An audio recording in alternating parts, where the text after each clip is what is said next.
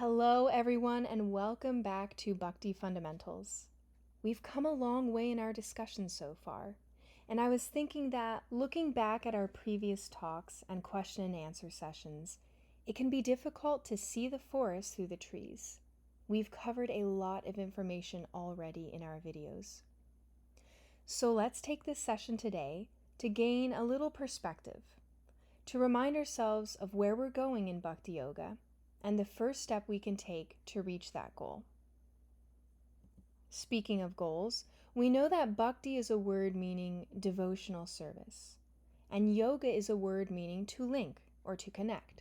So Bhakti Yoga means the yoga of connecting to the Supreme through devotional service. However, within or via Bhakti Yoga, what is the actual process for connecting to Krishna? Is it listening to Bhakti Fundamentals videos once a week? Is it reading about Krishna in the Bhagavad-gita? Is it chanting the Maha Mantra? Is it offering our food and activities to the Supreme? These are all different aspects that probably sound familiar to you from our previous videos. And as it turns out, they are all processes within the Bhakti Yoga paradigm that help us to connect to Krishna. Krishna actually makes it easy for us to reconnect with him if we wish to. Bhakti Yoga is a dynamic process, meaning that we're always moving, always progressing along the path of bhakti and developing in realization along the way. But it is also a comprehensive science and a way of life. And in Shastra, a word referring to the ancient wisdom texts, the scriptures, it is mentioned that there are actually 9 processes of devotional service for reconnecting to the Supreme. And Krishna has designed it such that if we really hone our practice of all of them, or even just one of them, we can attain our goal of reconnecting to him and become fully self-realized and God-realized in this life. Now, when I first heard that there were 9 processes of devotional service or Bhakti Yoga, I was pleasantly surprised. It was refreshing to have a path laid out and the guesswork of spiritual life taken out. Hearing about the processes reminded me that for thousands of years, since ancient times, great saintly people have tread this path before me and have practiced some combination of the 9 processes of bhakti. In the Srimad Bhagavatam, the graduate study of Bhakti Yoga, which you will come across in your continuing bhakti studies, we encounter the narrations of some of these saintly people and the processes of devotional service that they engaged in to attain spiritual realization. All of the 9 processes of devotional service are worth discussing, and they include processes like hearing about spiritual life, chanting, as in the japa meditation that we do, worshiping the Lord, serving him, offering everything to him. These 9-fold processes are all worth talking about at some point, but the very first process is the one that we will be focusing on today, and it is practiced in the Gita by Arjuna, as we will discuss shortly. This particular process is foundational to everything else we encounter in Bhakti Yoga, and it is shravanam, which translates to hearing. This brings us to today's topic, which is how in spiritual life we learn to see the world differently. In other words, our consciousness changes by hearing about spiritual topics. So let's think about hearing some, because otherwise it may seem so simple that we miss it. What do we mean by hearing? If we think about it, it is via hearing, via listening, that we learn about anything in life. Spiritual life aside even, we learn about things by listening to someone else. When our bodies were little and we wondered about how to put on our clothes correctly, or how to tie our shoes, or how to open a juice box, we asked our parents and listened to their answers and assimilated that knowledge.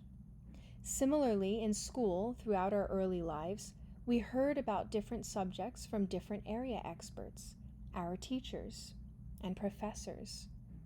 For anything we wish to learn in life, we approach someone who knows that topic and hear from them about that topic.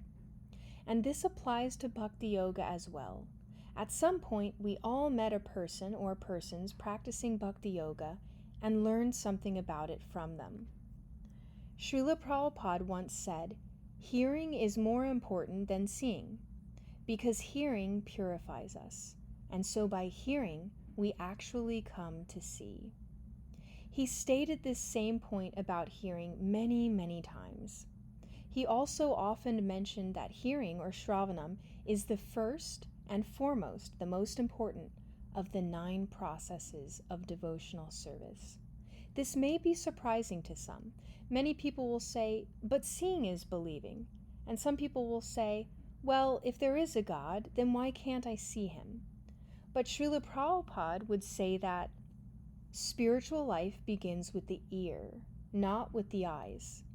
He would always point out the deficiency of our material eyes, of our relying on our material sense of sight so much. He would say that we have to have the eyes to see the Supreme.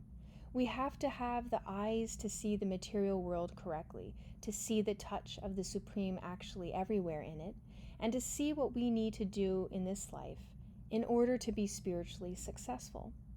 In other words, we have to develop our spiritual vision. And how do we develop this spiritual vision? Through hearing, through our ears, because it is through our ears that we can listen to and perceive pure spiritual sound vibration, like the Maha Mantra, or the words of Shastra or Scripture.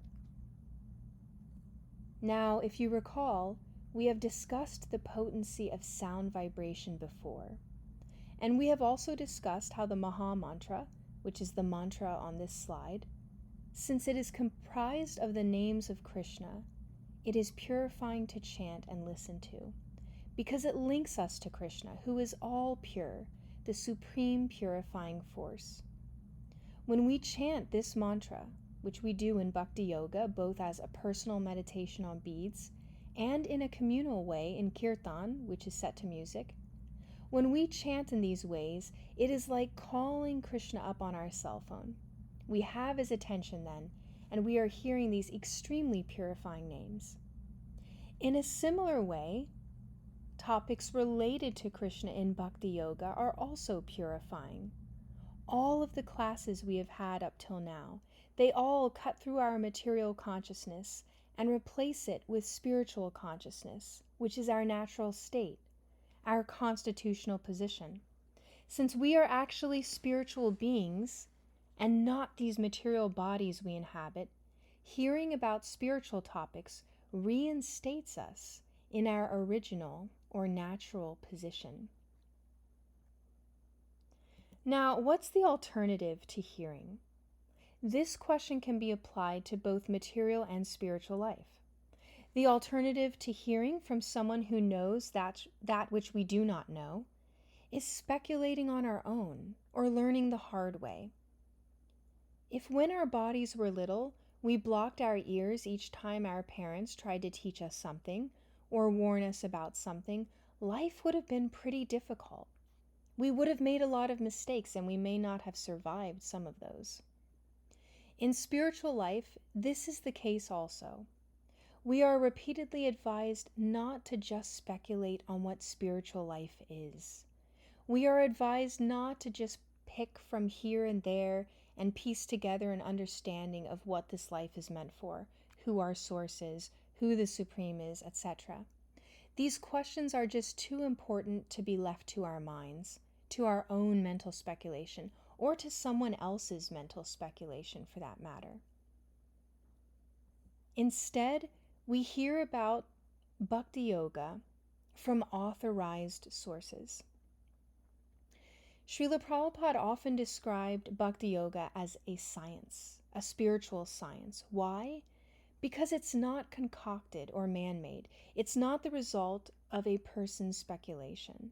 Instead, Bhakti Yoga is described elaborately in Shastra, the scriptures. All the 9 processes of devotional service that we referred to earlier, as well as the steps in which it progresses from the beginning stages to the advanced stages, this is all given in great detail in the Bhakti Yoga texts. And what's more, Krishna directly suggests that Arjuna practice it in the Gita. This was always an intriguing point for me, that Srila Prabhupada called Bhakti Yoga the science of the self, the science of self-realization. And he did so for several reasons, one of them being that the principles we learn, that we are this soul and not this body, that there is such a thing as karma and reincarnation and the modes of nature. These truths apply to everyone we see in the world across the board, regardless of any material designations like race, religion, gender, career, etc. When we learn this science of the self, we can do something about this material situation that we find ourselves in. And on that note, Bhakti Yoga is also a science in the sense that it has to be studied, practiced, and realized for ourselves. In Bhakti Yoga, we run the experiment for ourselves. We try it out, and then we can witness the results for ourselves. If we don't try it out, then nothing changes for us. And again, this whole process begins with, or is jump-started by the hearing or shravanam process. So now we arrive at an important question. In spiritual life, in Bhakti Yoga, who do we hear from? In the Shastra, or scripture, it is mentioned that if we want to know about spiritual life and the purpose of this human form of life, then some mukaritam, we have to hear from realized saintly persons. This point is also stated in the Bhagavad-gita, when Krishna himself says,